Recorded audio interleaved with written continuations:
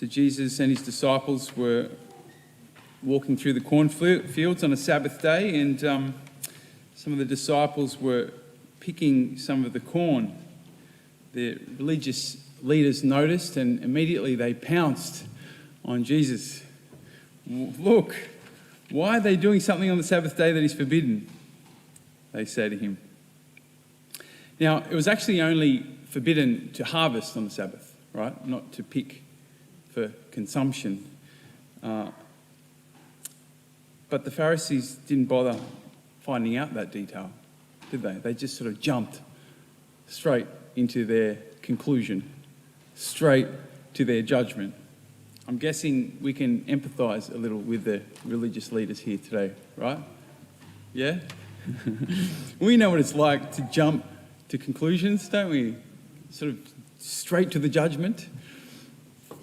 Often, usually, almost always, it happens automatically, doesn't it?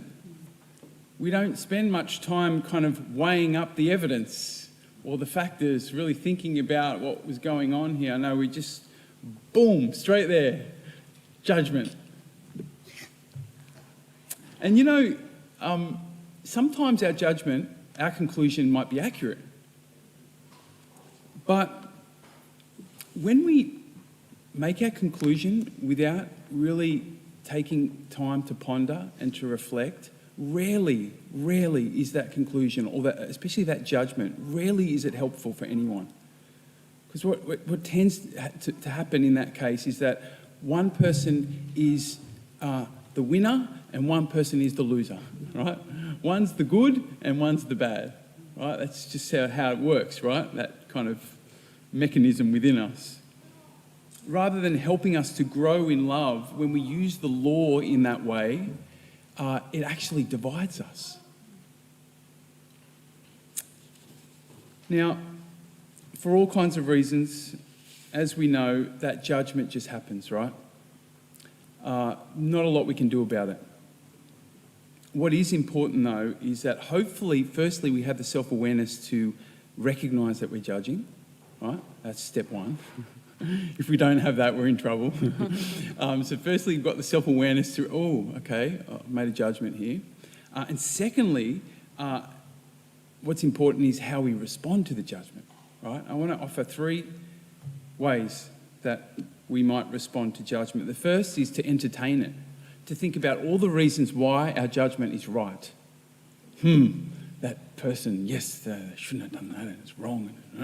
We build up this case against the person, right? I'm sure you don't do that, but sometimes I might find myself doing that, right? That's the first way, we entertain it. The second response could be that we get upset. I've judged again, I've done it again, I'm hopeless, I'm stupid, I'm bad, I'm wrong.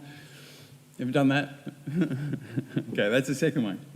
The third response, which is one I want to encourage us to grow in, is to get curious. Firstly, get curious with ourselves. Why have I judged in that way?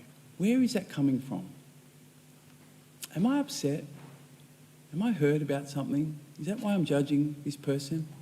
Am I feeling a bit insecure? Am I afraid? Am I tired? Just try to understand. So often the judgments are, of course, a reflection of what's going on in us, right? Do I really care about this thing I'm judging about, or am I just doing it to put myself above someone, to make myself feel better, right? So first, get curious about yourself.